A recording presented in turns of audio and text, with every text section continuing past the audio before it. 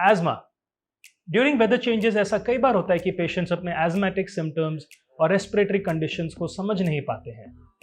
ऐसा भी होता है कि ड्यूरिंग फिजिकल एक्टिविटी जैसे कि कोई रनिंग कर रहा है, जॉगिंग कर रहा है, वॉकिंग कर रहा है, कोई हैवी एक्सरसाइज कर रहा है तो ब्रेथलेसनेस एक्सपीरियंस करता है। ऐसे सिम्टम्स को मिसअंडरस्टैंड करना और निगलेक्ट करना काफ़ी कॉमनली देखा गया है। प्रॉब्लम यह है कि पेशेंट्स अपने इन सिम्टम्स को पहचान नहीं पाते हैं और समझते नहीं कि एज़मा के एक्चुअल सिम्टम्स होते क्या हैं और किसी और रेस्पिरेटरी कंडीशन से मिसअंडरस्टैंड कर बैठते हैं।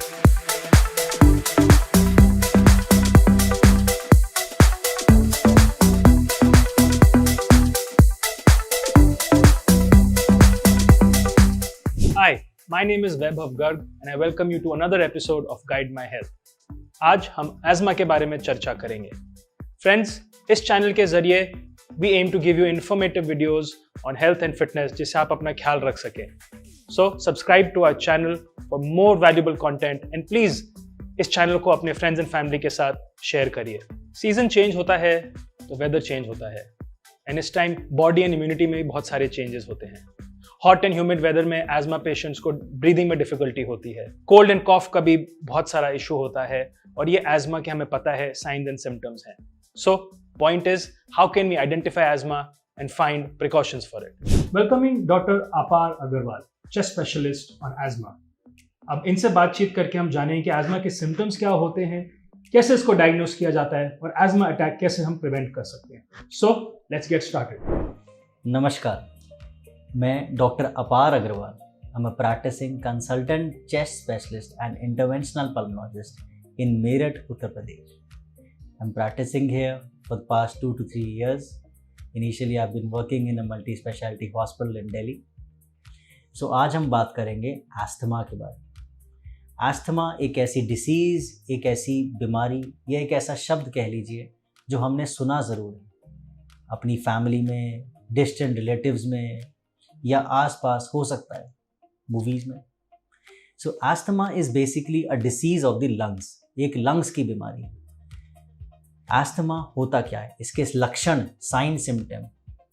किसी को बदलते मौसम के साथ सांस की दिक्कत होना, सांस लेते समय, बोलते समय साएं साएं की आवाज़ महसूस होना, धसके वाली खांसी या खांसी में हल्का हल्का बलगम आना, छाती में दर्द, भारीपन व दबाव महसूस होना, या उसके अलावा किसी किसी को सारे शरीर में दर्द, दुखन या कमज़ोरी भी एक तरह का अस्थमा के लक्षण हो सकते हैं।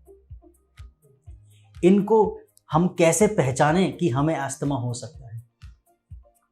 अस्थमा के कुछ रिस्क फैक्टर्स होते हैं। रिस्क फैक्टर जैसे बचपन में निमोनिया का बिगड़ना, बदलते मौसम में जल्दी जल्दी बीमार पड़ना, बदलते मौसम के साथ साएं साएं सांस की दिक्कत हो जाना, या हमारा बॉडी की इम्यूनिटी यानी बिल्ड या कमज़ोरी बहुत ज़्यादा होना, जल्दी जल्दी बुखार हो जाना, खांसी, नज़ले की शिकायत ज़्यादा होना, या अगर किसी को पहले टीबी भी हो चुका है बचपन में तो भी उसमें एलर्जी या अस्थमा डेवलप होने के चांसेस होते हैं। ये कुछ रिस्क फैक्टर्स थे अस्थमा होने के, या हम कब सस्पेक्ट करें कि हमें हो सकता है अस्थमा। तो अभी हमें पता लगा कि एज़मा के सिम्टम्स एंड रिस्क फैक्टर्स क्या होते हैं। अगर आपको सिम्टम्स हैं तो अपने डॉक्टर के साथ प्लीज़ इनको डिस्कस करें जिससे प्रॉपर ट्रीटमेंट प्लान बनाया जा सके। जो पेशेंट्स ठीक से डायग्नोज नहीं करते उनके लिए प्रॉब्लम क्रॉनिक हो जाती है। कुछ पेशेंट्स पैनिक कर जाते हैं कि उनको एज़मा हो गया है और उनको लाइफ भर इनहेलर्स यूज करने पड़ेंगे, बट ऐसा नहीं है। अपनी प्रॉब्लम को टाइम से डायग्नोज करवाइए और प्रॉपर ट्रीटमेंट का प्लान बनवाइए और लाइफस्टाइल मॉडिफिकेशंस करिए। लेकिन कैसे, चलिए जानते हैं। अब हम बात करेंगे अस्थमा का डायग्नोसिस कैसे करते हैं। इस बीमारी को पकड़ने के 2 तरीके होते हैं। पहली चीज़, आपके लक्षण, आपकी पुरानी हिस्ट्री, किस तरह से आपके लक्षण हैं और कितने समय से वो हैं, ये आपके बीमारी पकड़ने में हेल्प करते हैं। दूसरी चीज़ आती है इन्वेस्टिगेशन। इन्वेस्टिगेशन में स्पायरोमेट्री यानी पल्मोनरी फंक्शन टेस्ट, ये एक फेफड़े की क्षमता की जांच होती है जिसमें फूंक मारने से कंप्यूटर की मशीन के ज़रिए हम ये डिटेक्ट कर सकते हैं क्या हमारी सांस की नलियों में सूजन यानी इन्फ्लेमेशन तो नहीं है। तो इस माध्यम से और एक x ray just to rule out कि खांसी का कारण कोई निमोनिया या टीबी तो नहीं है।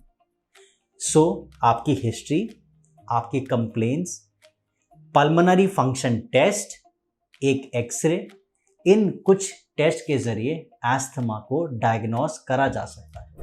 Being alert about your symptoms can help you diagnose asthma early. अगर आप अपने अर्ली स्टेज सिम्टम्स को निगलेक्ट कर रहे हैं तो ये बहुत गलत है एंड आपको एडवाइस करेंगे कि आप अपने डॉक्टर को इमीडिएटली कंसल्ट करें। चलिए अब जानते हैं कि एस्मा के क्या preventive measures and treatments available हैं। एस्थमा एक प्रिवेंटेबल एंड ट्रीटेबल डिसीज है। प्रिवेंशन पहले है, ट्रीटमेंट बाद में है। Prevention means prevention from triggering factors. आप अपनी बीमारी को पहचानिए, डॉक्टर की मदद से डायग्नोस करवाइए, उसके बाद दवाई से ज़्यादा ध्यान दीजिए। आपको प्रिवेंशन करना है। कैसे? लगता है बदलते मौसम में हम बीमार पड़ते हैं, तो जैसे ही वेदर चेंज होता है या सर्दियाँ आने लगती हैं, आप पहले ही सॉक्स पहनिए। पैरों से और गले से सबसे ज़्यादा ठंड चढ़ती है। स्टोल, मफलर पहनने का उसका इस्तेमाल कीजिए। आपको लगता है कि सुबह सुबह उठते ही हमें नज़ला छींके एकदम बाथरूम में जाते ही छींके आती हैं, तो आप नंगे पैर नहीं जाएंगे, पैरों से सबसे ज़्यादा ठंड चढ़ती है। दूसरी चीज़, कोई सी खाने की वस्तु से आपको लगता है खांसी बढ़ जाती है, अस्थमा एग्रीवेट हो जाता है, बहुत आसान है। जिस भी समय आपको खांसी उठती है, बस इतना सोचिए कि 10 मिनट पहले ऐसा हमने क्या खाया या क्या पिया जो हमें सूट नहीं करा। क्या वो ड्राई फ्रूट्स थे? क्या वो खट्टी टमाटर की चटनी थी? क्या वो जूस थे जो ठंडे थे? क्या ठंडी लस्सी थी? या हम कहीं बाहर प्रदूषण पे बाइक पे निकल गए, मास्क पहना नहीं, घर पहुंचे और खूब तबीयत खराब, तो क्या वो पोल्यूशन था जिसने आपको तंग करा? So first is prevention to treat asthma. Second comes the medicine. सबसे इंपॉर्टेंट मेडिसिन एस्थमा की हम सब जानते हैं शायद, इन्हेलर। आपके पफ्स, आपका इन्हेलर, अगर आप डायग्नोस्ड केस ऑफ एस्थमा हैं तो आपका इन्हेलर आपके पास होना चाहिए। Inhaler is the treatment of asthma after prevention, after the precautions you have taken, उसके बाद जो आता है वो इन्हेलर है। इन्हेलर को सिर्फ खरीद लेना उसका इलाज करना नहीं हुआ, उसे सही तरीके से लेना उससे भी ज़्यादा ज़रूरी है। सही तरीके से इन्हेलर लेना, सही वक्त पे लेना, आप अपने एस्थमा को अच्छे से ट्रीट कर सकते हैं। और ज़रूरी नहीं है कि इन्हेलर हमें तही ज़िंदगी लेना पड़ेगा, नहीं, ये एक मिथ है। इन्हेलर तही ज़िंदगी लेना पड़ता है, ये एक मिथ है, नहीं। अगर हम अपना परहेज अच्छे से करने में सक्षम हैं, हम अपना डाइटरी हैबिट्स बहुत अच्छे से कर रहे हैं, हम अच्छा खाना पीना खा रहे हैं, हम अपना परहेज कर रहे हैं, हम fruits, green leafy vegetable, antioxidants अच्छे से ले रहे हैं, तो हमें ट्रिगर नहीं होगा।